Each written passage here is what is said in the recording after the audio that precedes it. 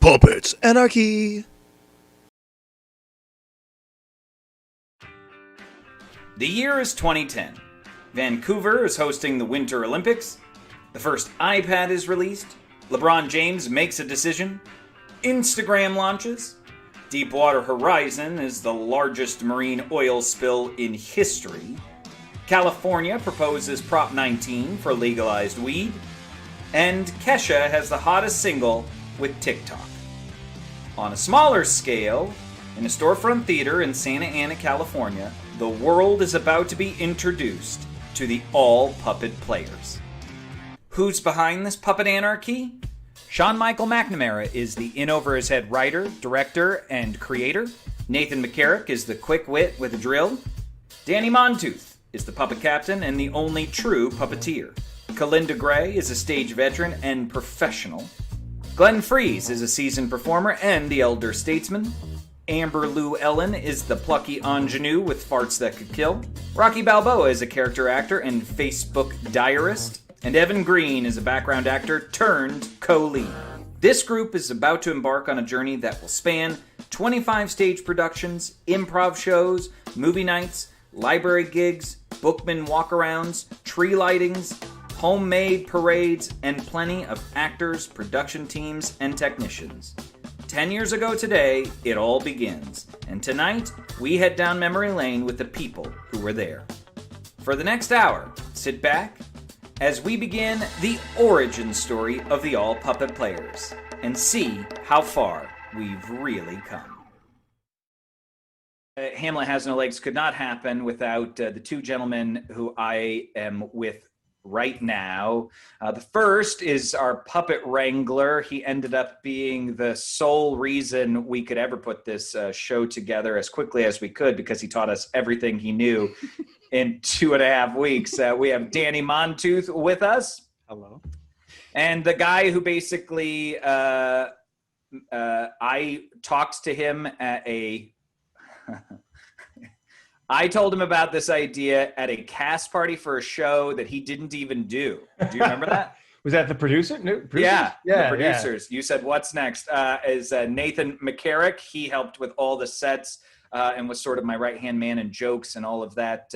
So Nathan McCarrick and Danny MONTOOTH, these two are the building blocks of what APP is now, because without them, I don't know anything. So let's talk about how each of you come on. Now, Nate, technically you were first because you're the first one to know about it, but Danny's the first one to actually say yes. So let's start with Nate. If you remember, we were in the producer's cast party and you said, what are you doing next?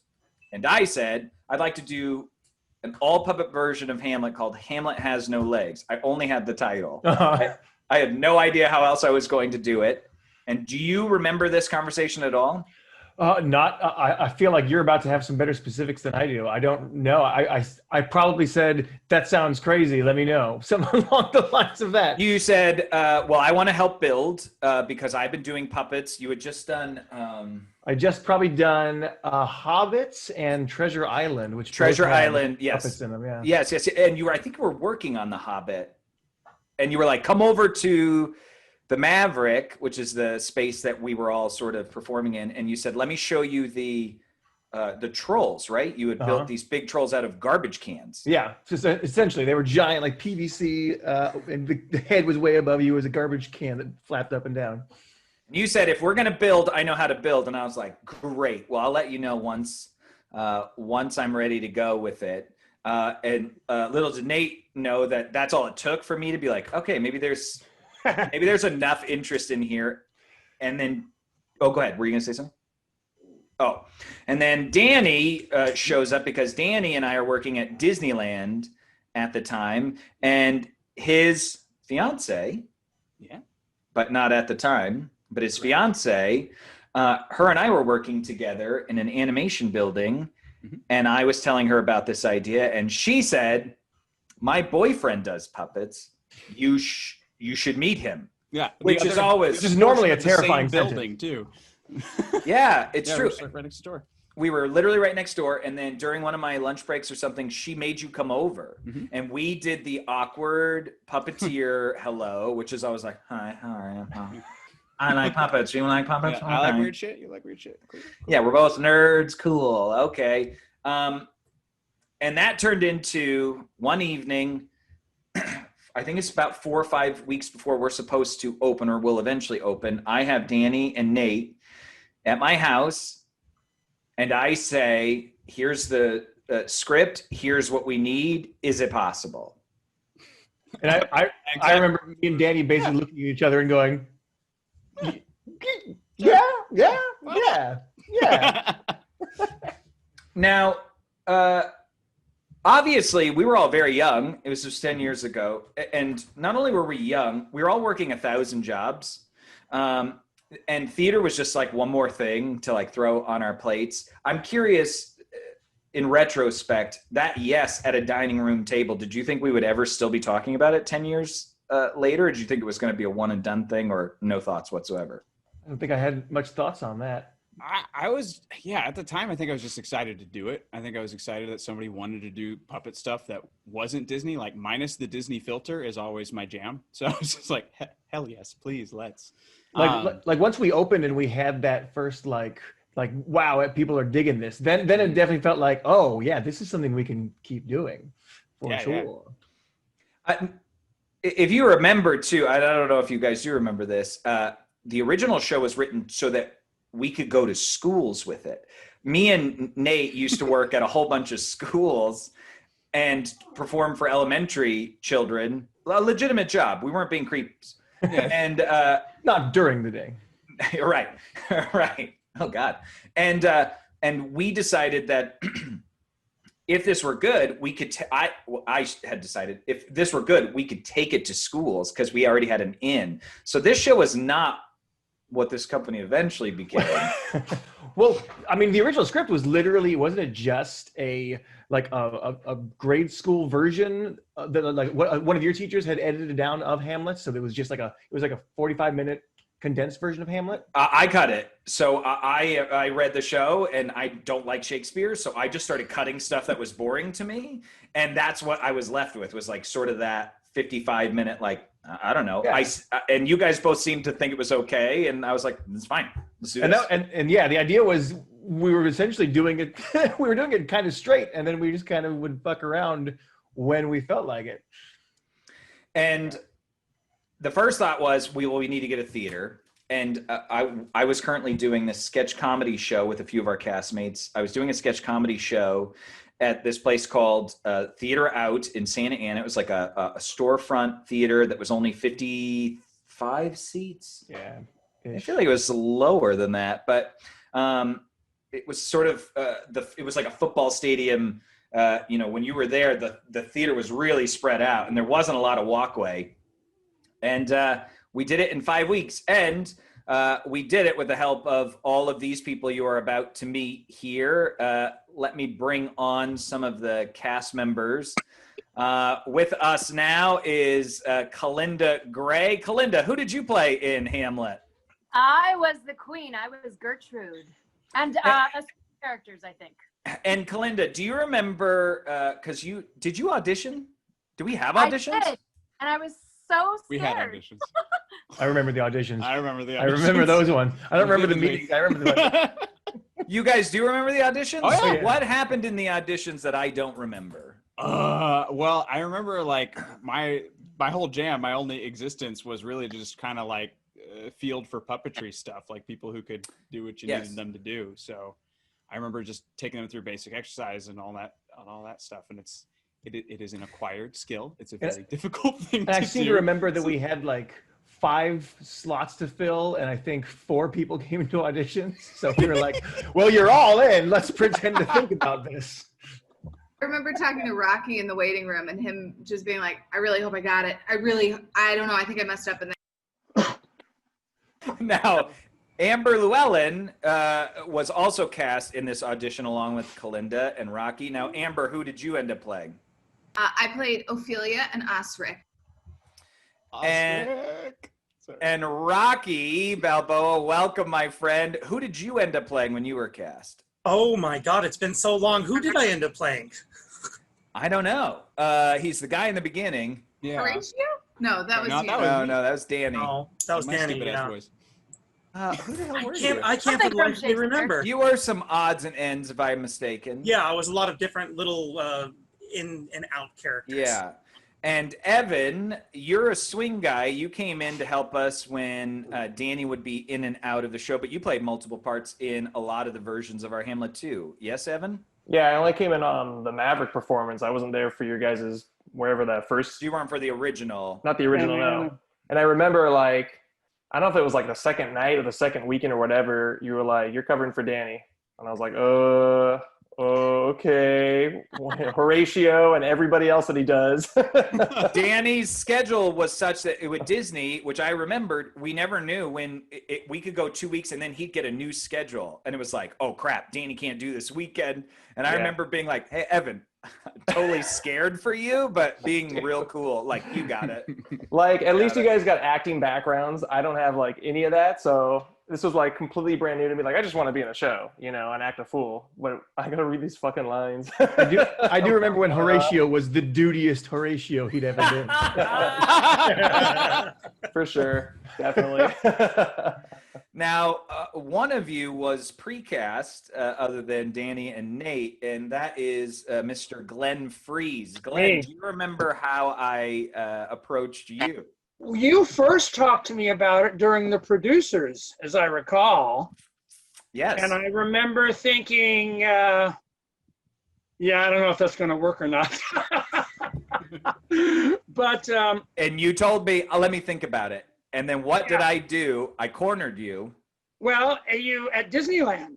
Actually, it was at California Adventure. What was the Turtles character's name? Yeah, Crush. Turtle Talk with Crush. Yep. We saw the show. We went down to the park and we saw the show. It was a fun show, by the way. And Thanks. I just remember, I don't remember how the conversation went, other than all I could see was, my God, I'm in the room here with a 10-year-old. You know, I'm in the room with a 10-year-old and he is, oh my God, so passionate about this. And I couldn't help but thinking, I told you this the other day, I couldn't help but thinking, you know, I'm a big Walt Disney enthusiast, of the accounts I've read of and heard of when guys were on the receiving end of something passionate that Walt was, you know, was pitching to them, and they would say, when Walt was passionate, when he was really excited about a project, hold on to something because you're just going to get swept away. And that's how I felt when I was talking to you about it, when you were talking to me, really. And I just thought, I can't say no to this guy. There's no way in hell I can say no to him. I wouldn't have accepted it if you did. Huh? I knew we needed someone who had a voice that carried gravitas. Remember, I told you, I was like, Glenn, You told me that. we can't have children doing the king. We need gravitas. We need your, and you were like, I don't know about the puppetry. And I was like, we got a guy. He's gonna get you. He'll be fine. Up until this point, Danny had showed me nothing. Like, I had no clue. Like, the idea that I was basically trusting Nate and Danny to sort of push me through this is wildly optimistic and a smart choice on my part, because they did. Yeah. But yeah, I'm so glad. It's one of the best decisions I've ever made in my life. I just am so glad I was part of it in Santa Ana. And then Maverick, and then Curtis. So let's talk about. I want to do it again. Okay. Listen, if it wasn't for COVID, I was going to come back to California and make all of you guys come do it at the Maverick again, just for a few weeks. How's Hamlet holding up these days?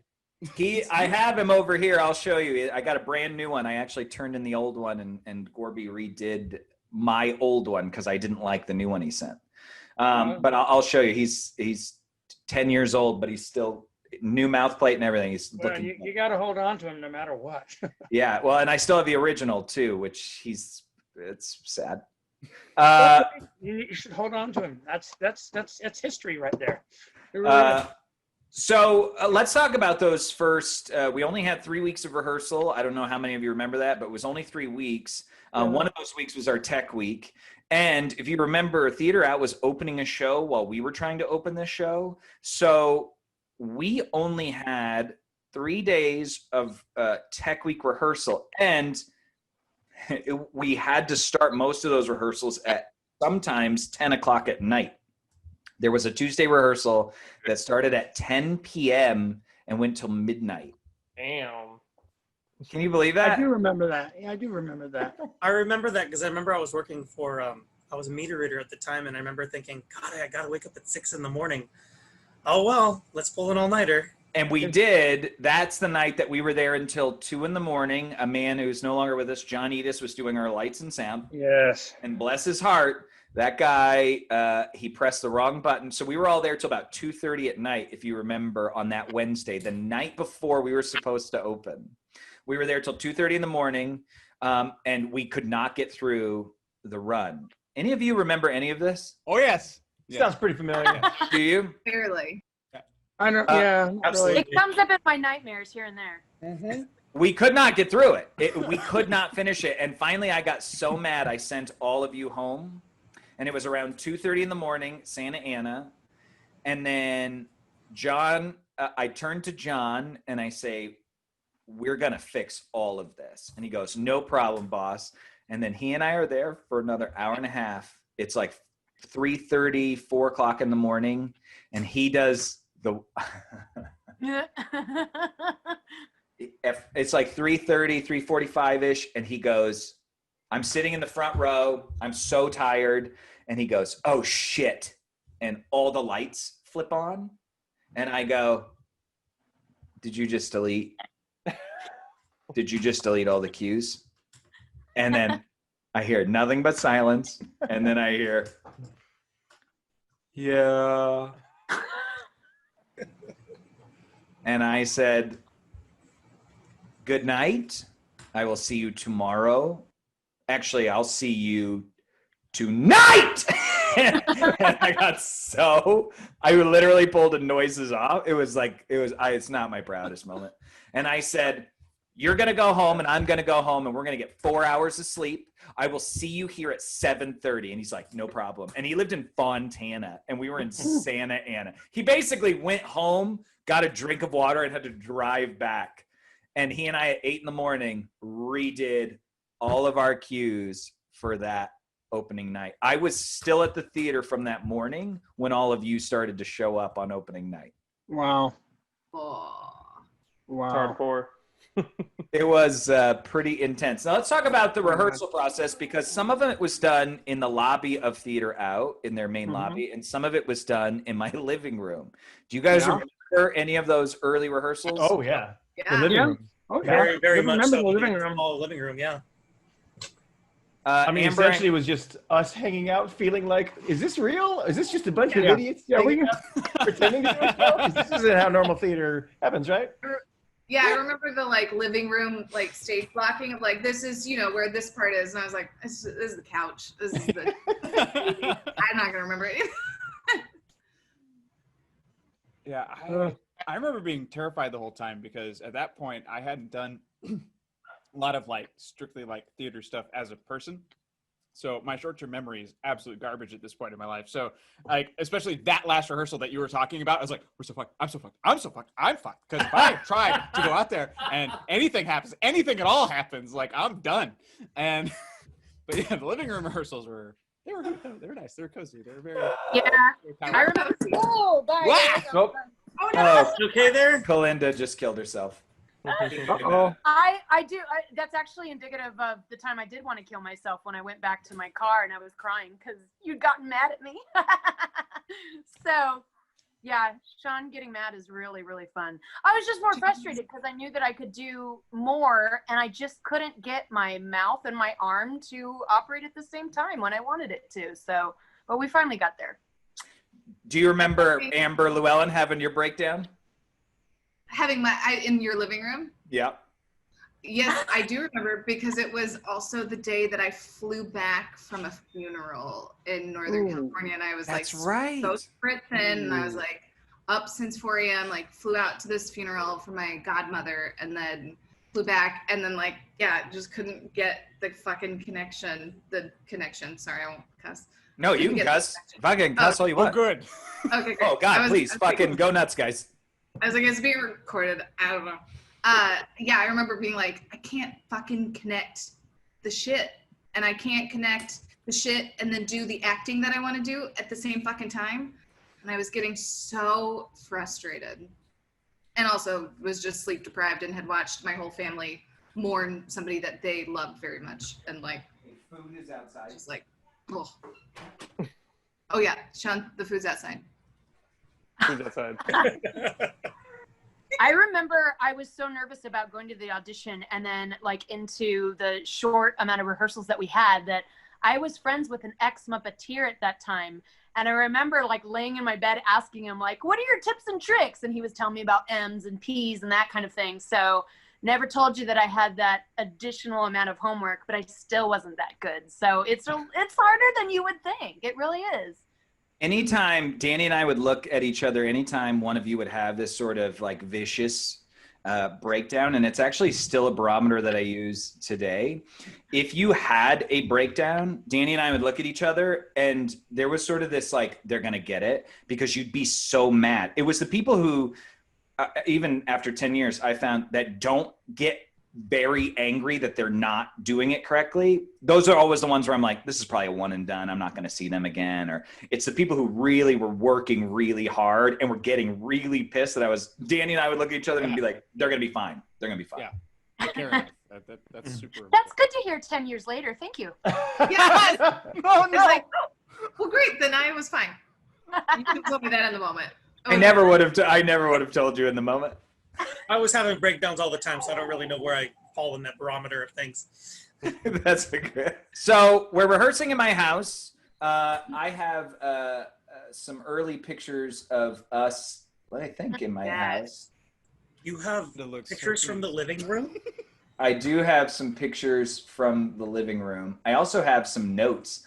I scanned a picture of my notes. I don't know why I did this, by the way, but it makes me laugh. I want to make it feel bad 10 years later.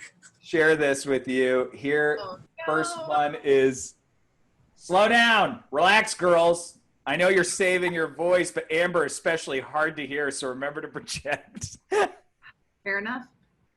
Mask not fixed, so if after stretching it out, still not working, people are watching puppets, just yank it out of your mouth. Wow. I remember that. Yeah, those hoods, man. Having it stick in your tongue and then having to deliver the rest of your monologue with it on your tongue. That's the worst. All a blur to me. I'm going to be completely honest. I remember that. There was a list. The only thing I do remember was being backstage, and one of the girls had bad gas one night, and somebody was farting. Well, I think we all know who that is. Yeah, it is. I forgot about Yeah, that. I didn't want to point fingers, but I do remember that night. But no, that night you're saying that was a singular moment and not every night. Run. All of the run. Yeah, that was Every just night individually. one of the shows. I think we all had to be like in some sort of like contained area before we walked on stage, and we all dreaded. We all knew it was coming every single night, delaying going on stage as long as possible.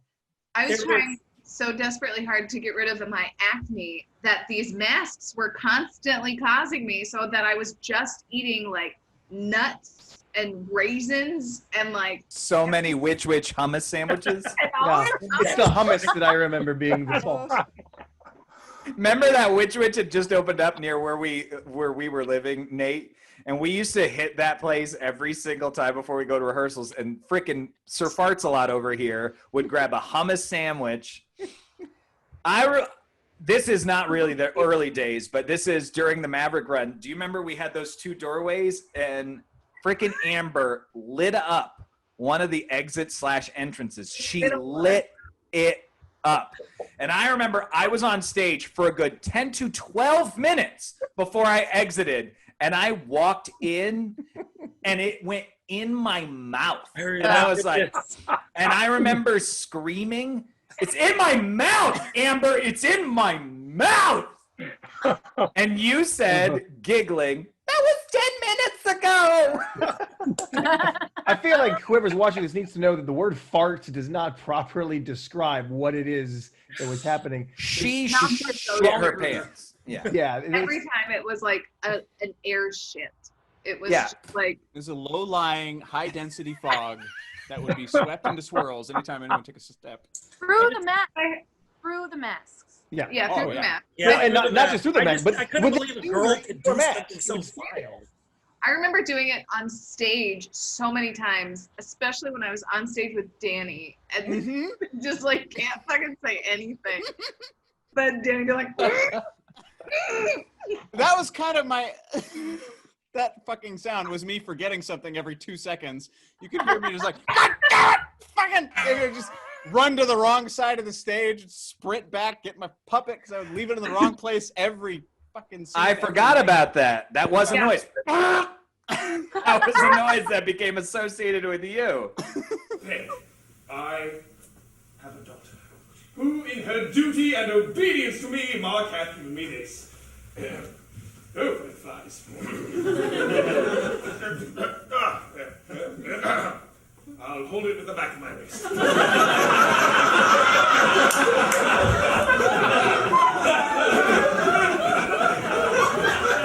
I am almost positive there were maybe 2 or 3 places that we set aside for maybe an improv joke, but really we did not improv anywhere, if I'm not mistaken.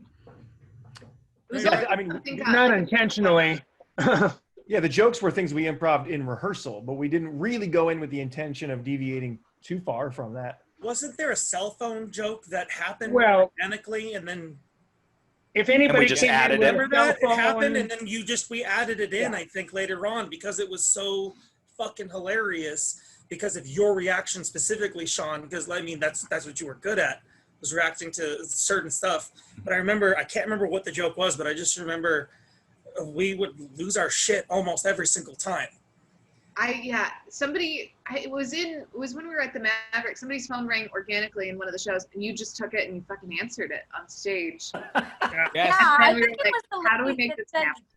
Yeah, Anytime- she said it was like an audience participation Rocky Horror thing that started happening, and I think the joke was, woman shouted from the audience, "Show us your legs," and you said, Show us your, yeah, Oh, yes. Yes. you first. and then it just took off. It was just like, that's not what we were expecting. It became like this raucous audience participation thing at some point. And which- that's where it became a really like just extra fun, just showing up and being on stage, like when we knew these little moments were going to happen. I feel like I remember a moment with you, Sean, like right before going on as Rosencrantz and Guildenstern, where we were talking about, are we allowed to curse? I feel like we had that moment of like, ooh, you said the F word. Can we do that? Are we allowed to do that? And we had to talk about it. And now Yes. it's like, We would be nothing without it. It would be stupid to not. Wasn't there one night when the tickets got all screwed up somehow? There was a big, we started the show at the Maverick about, I don't know, a half hour later, something Yes. like that. Yes. And then Rosencrantz and Guildenstern just improv that whole opening, just We did talking about the tickets. 15 minutes on the shitty theater that we were in. So I don't want to go too far into the Maverick run. We will get to there, but I want to talk about that first few nights, because if you guys remember, in Santa Ana, all we did was 4 performances. Right, That's it. I remember that. The original run of Hamlet was only 4 performances. And Nate, you and I are the very first people in an all puppet player show to be seen by an audience. Do you remember you and I are sitting backstage right on opening night, and I turned to you and I said something? Do you remember at all what I said to you?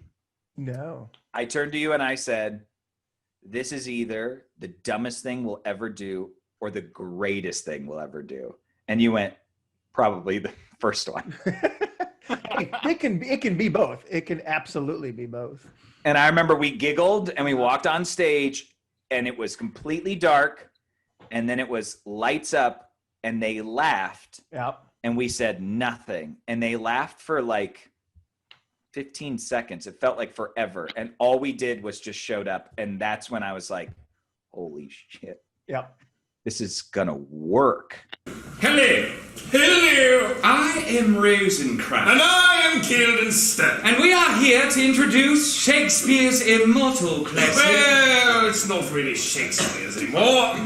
What do you mean? Well, they've quite butchered it, you see.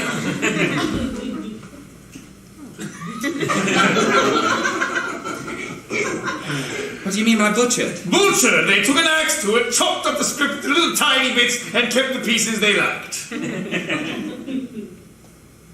Well, okay. Well, we are here to introduce, Just don't say Shakespeare. William's Hamlet. Yes. And then we earnestly tried to do the show, which was where my first mistake was. Us trying to earnestly do the show, because people who saw that first couple of shows, everything went wrong. Mm-hmm. Murphy's Law. Anything that goes wrong. And the first thing that went wrong was we started knocking over the 4 set pieces. Yes, I forgot about that. God. To the point of you can't even ignore what I think originally we were just sort of like, let's just keep going. This is where my love of pointing things out begins. Like I can literally trace the moment where I am on stage. We have knocked over that pillar for the 3rd or 4th time. Yes. And there is And we we're just looking at can't, our puppet. we walking can't with our see. No one can see. Well, for some reason, we didn't get to rehearse with the lights. Oh, Oh. What a dick. yeah. Sorry I wasn't a Nathan McCarrick joint, you son of a bitch. No, it was one of those things where I think eventually I just started saying, just fucking pick it up. And I think that's when we realized that lightning in a bottle was not just that these puppets were doing it, but then the concept of these puppets, the puppets themselves are trying to put on this show and they can't get their shit together. We even removed ourselves one layer further and said, it's not us, it's these puppets can't get their shit together, which again is the main theory that now perpetuates everything we do. These puppets are the ones trying to put it together. Yeah. Well, and also that the puppets do want to do a good job, but they are so easily distracted. Like that was the combo that worked. And I think that's to what drew me to working with you on this, Sean, was like you said, lightning in a bottle, but you took something so just like a puppet show to most people, and you created characters, especially Hamlet now, 10 years later, a character that we genuinely all care about. Like, it's like watching the Muppets, like when you see Big Bird and stuff like that. They're not just Muppets, they're actual people to us.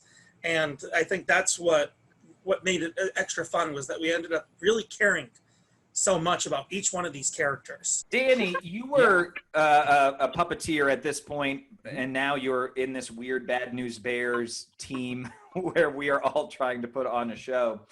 At any point in time, are you looking around going like, this is not what I signed up for?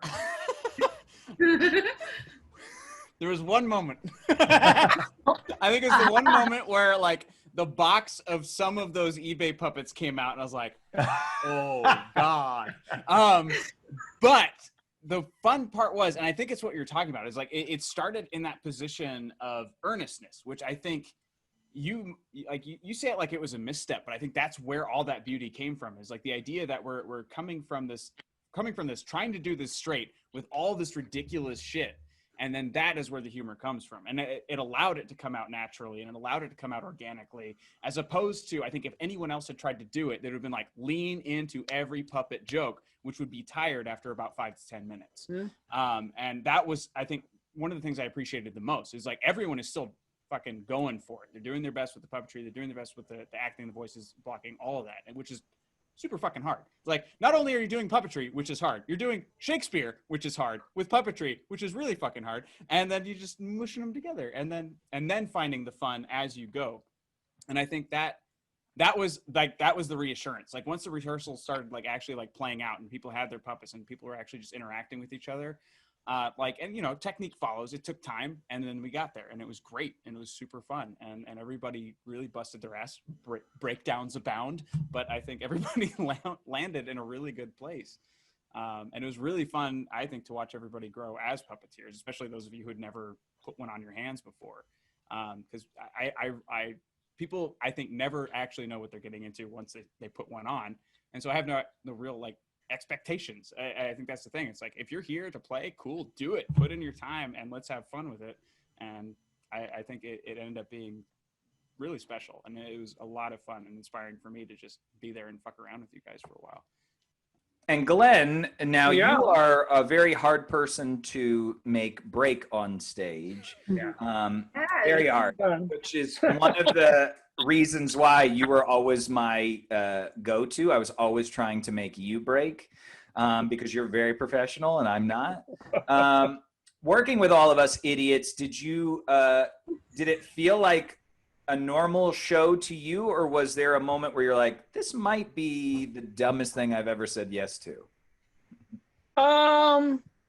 You know, I never thought it was the dumbest thing I've ever said yes to. I'd never done anything remotely like this before or since. And I just kind of felt like, I don't know. I was kind of the straight man for everybody, I guess. And I was butt at it. And, you know, there were times in the show when you and Nate in particular would just go off on something, and I'd just stand there and just go, okay, I'm just going to wait. I'm just going to stand here and wait. Okay, are we done? Can we go on now? Okay, cool. You know, see, nothing's changed, cast of now. Everyone just waits for me to finish. For Yorick, I knew him, a fellow of infinite jest, of most excellent fancy. He was taller in person. Here hung those lips I have kissed I know not how oft. See that? His lips. That's where his lips were. Here are where mine are.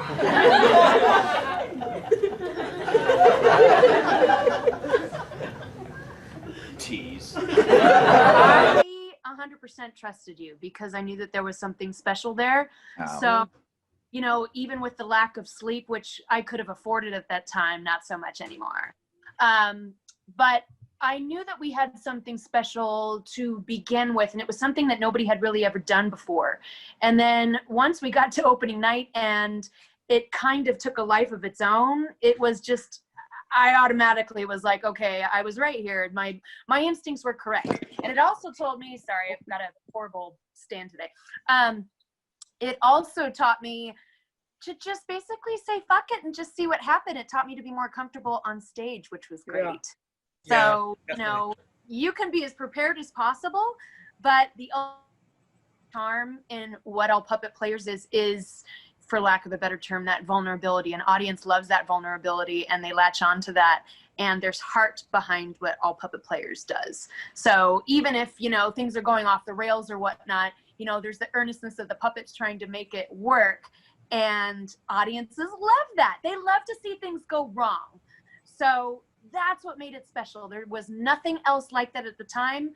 And even people that came in, I remember we had Shakespeare reviewers come in to see it, not knowing what to expect. And they loved it, absolutely loved it. Another version of Shakespeare that people hadn't even seen. There is a willow, grows aslant the brook, that shows its hoar leaves in the grassy stream. There with fantastic garlands did she come of crowflowers, nettles, daisies, and long purples.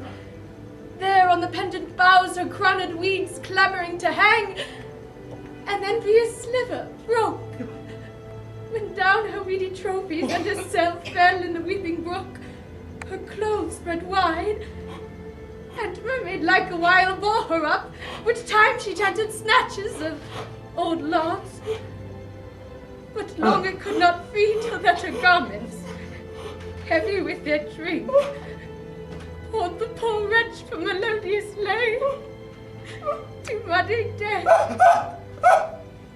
Oh, Laertes.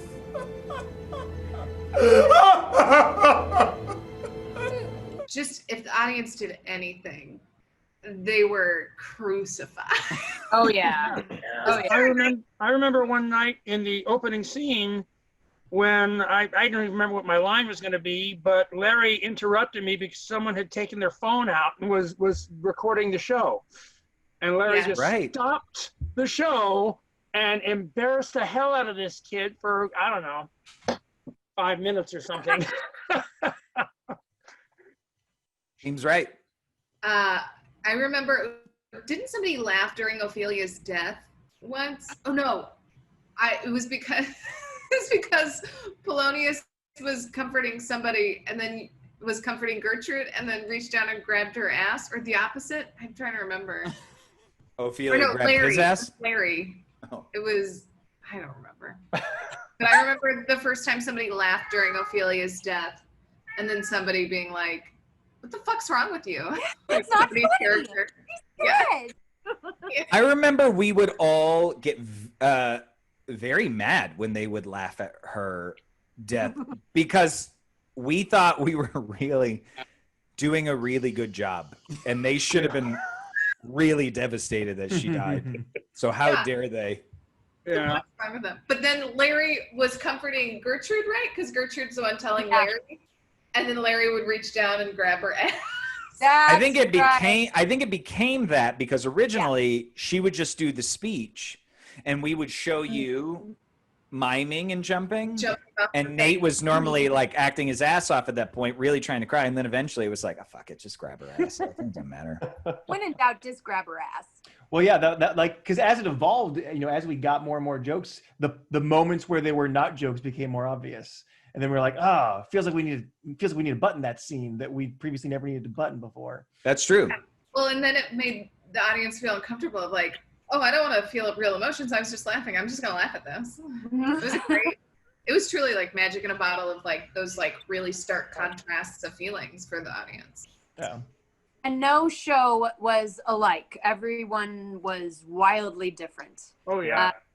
I remember at one point I was like for a second dating a guy that was in the original Spider-Man Turn Off the Dark on Broadway. I remember that. I remember getting dinner with him, all of us afterwards, and being like, yes. So I came to you guys. I said, hey, for your 25-minute long narrative at the top of the show with Rosencrantz and Guilderson, can you guys work in something there? At some point, I think it was. So what did you guys do? Do you remember? No. No. I'm willing to bet that we trashed the show for an hour straight. Probably. Yeah, I think one of you said, we have decided to audition for the new role of in Spider-Man Turn Off the Dark. Guildenstern, would you like to show your audition? And he jumps off through it. Got it. Yep. Because that was in the news where that guy fell from the rafters. Yeah. From the top of the stage all the way down to the orchestra pit, and the audience laughed. Great. Wow. I've forgotten all this. that was so funny.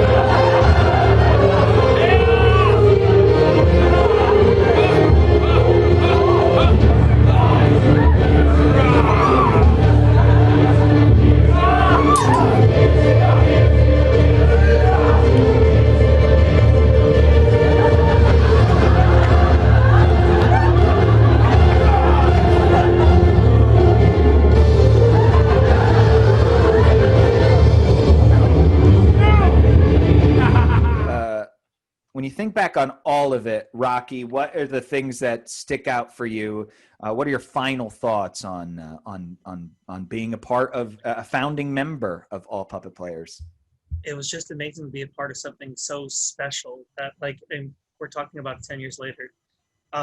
It was great developing all the relationships and learning a little bit more, just different acting styles, improv, and just like I said, once again, really just getting to be a part of something that you, Sean, was putting together. I was part of the late night leftovers with you, and I loved every minute of it. Was part of this with you, loved every minute of it, and just being part of this special group right here. This was just, yeah, I think it was something that I'm gonna always remember. I'm always gonna take with me, and who knows, maybe one day we'll get that chance again to bring it back. You know. Glenn, what are your final thoughts? Oh, I just more than anything else, I just want to say thank you for asking me to be a part of this craziness. It's one of the, out of all the stuff I've done, it's one of the most memorable, one of the best things I've ever done, and I don't know. It's certainly the most unique thing I've ever done. I was really upset when you moved out of Arizona because I thought, oh, God damn it, I'm not going to be able to do puppets anymore. And, it's a memory. I still wear this shirt. It hasn't been 10 years since I wore this shirt. I wear it every so often. So I want to show up. Yeah, I was part of this. And for anybody who remembers, or if anybody who doesn't know what it is, and I proudly tell them I was part of all puppet players. At the beginning. Now you're still doing it, right? Oh yeah. Well, when things start up again, we're gonna have to make the trip out to see some stuff. Yes, agreed. But that's mainly is just thank you so much for asking me, for cornering me, and like a 10-year-old kid talking about what you wanted to do and making me think I can't say no to this guy. I'm so glad you did. And I'm glad you didn't.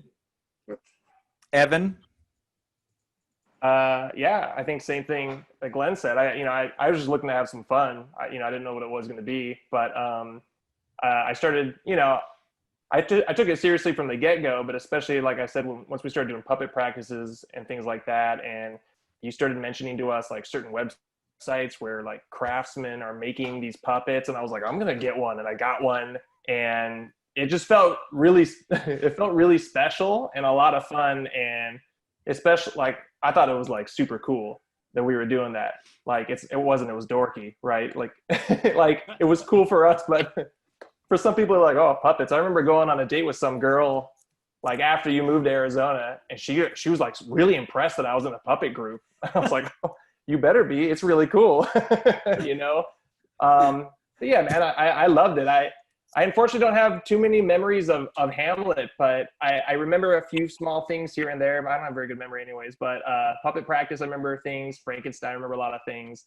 And same with Glenn. Once you left, I was like, well, I'm not doing this ever again because I'm not going to join someone else's puppet group. Like, It was this one, and then and I think that's what makes it so special for us, for me especially, was that it was this moment in time where this thing happened. We were doing this really special, fun like projects, and then it just went away, and then that's all you're left with are those memories, Amb, what are your final thoughts?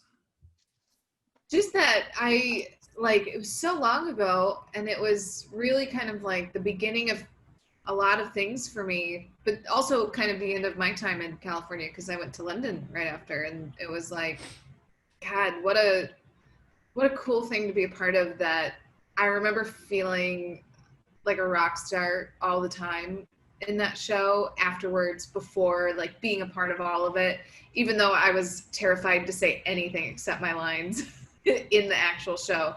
And I still like despise that the one improv show I did as that fucking puppet.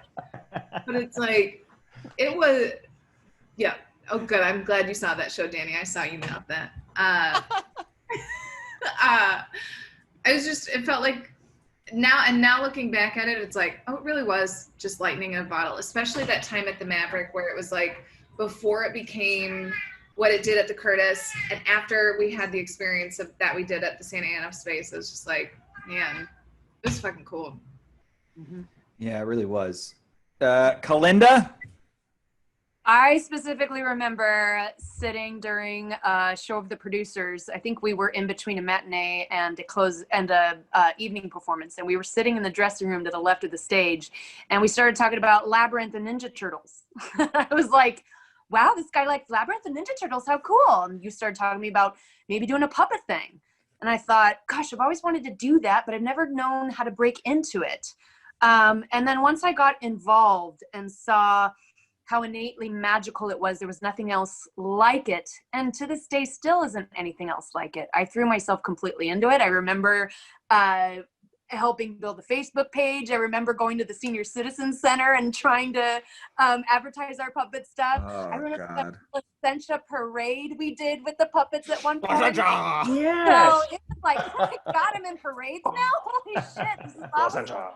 But honestly, and then I've traveled, and then it was so sad when you moved to Arizona, and it was just like, wow, there goes something completely magical, and I hope it grows. And then I think the first time I went and saw something in Arizona was Waiting for Henson, and that was almost a couple years ago now.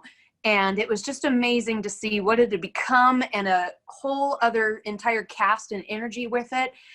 And it's exactly what I always knew and thought it would be 10 years later. And I know deep in my heart, you know, when theater comes back, people are going to be looking for that magic and that creativity. And I can't wait to see where it goes, because I know it's destined for New York, bigger stages. So, so this is recorded right now. That's where I'm expecting it to continue to go.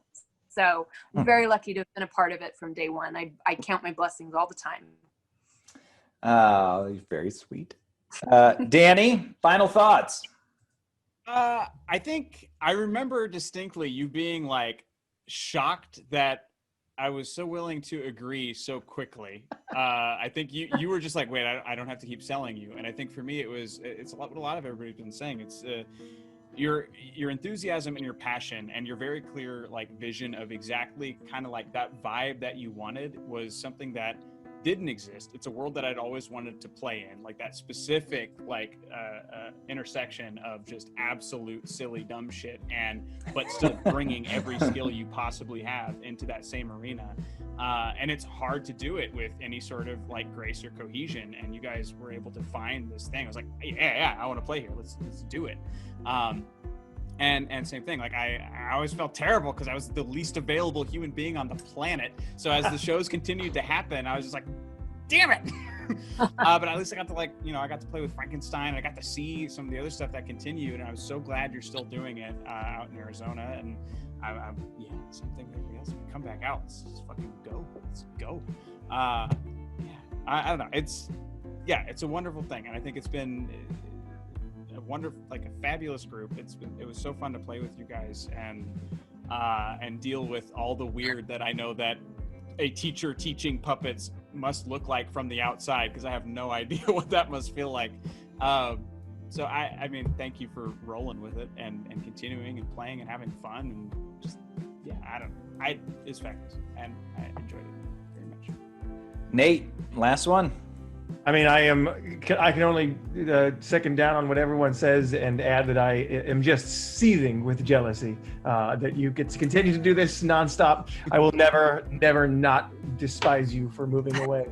Like Hamlet and Frankenstein, both of them, they were such the perfect melding of all the things that I loved, which is theater and improv and dramatic Shakespeare and my dog barking and puppets, obviously. And I felt like the three of us had this, me, Danny, and Sean as the production team. We had this perfect balance where it was like Sean would have some crazy idea, and then I would be like, well, I can build that, and Danny would be like, well, here's how you puppet once you build that thing. And like we were just kind of this circle of saying yes to each other and creating the most ridiculous shit. And I just remember being like, yeah, this, like, especially once we got to Frankenstein, I was like, yeah, this is what we're gonna be doing I did think at that point, this is what we're gonna be doing 10 years from now. And then you moved away. Sorry.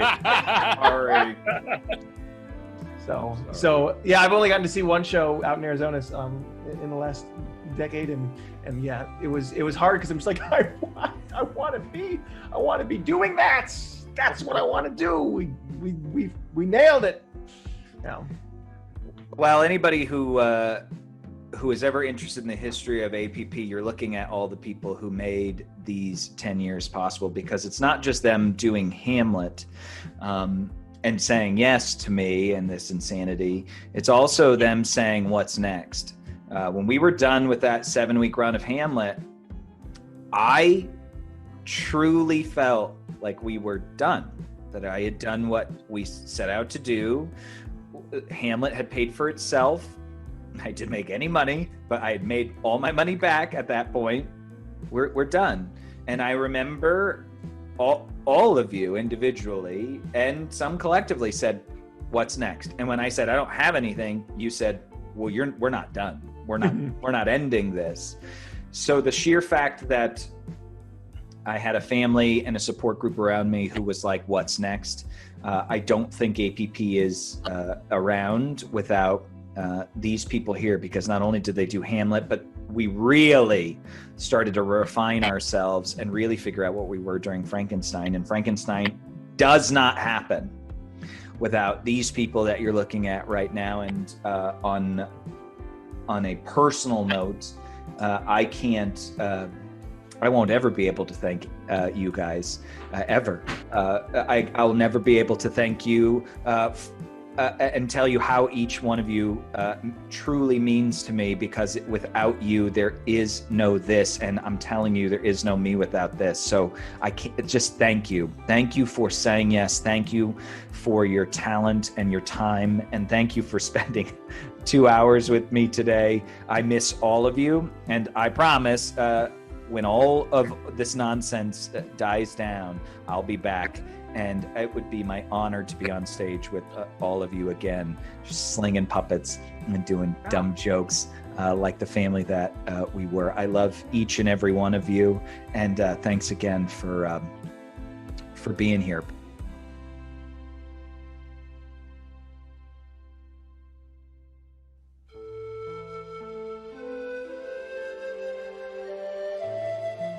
The most famous play known to man has been performed to more than 87 trillion people in the US alone.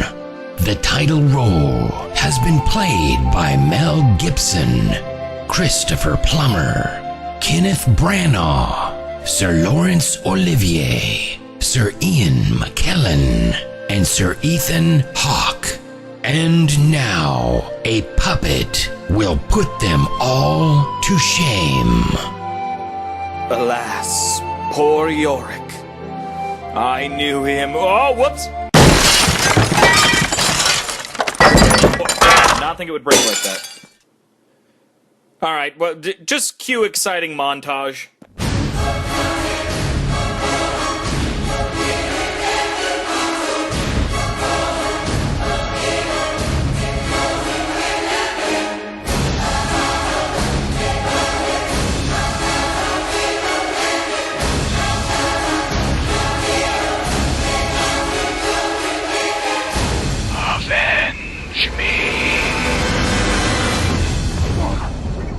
Hamlet has no legs.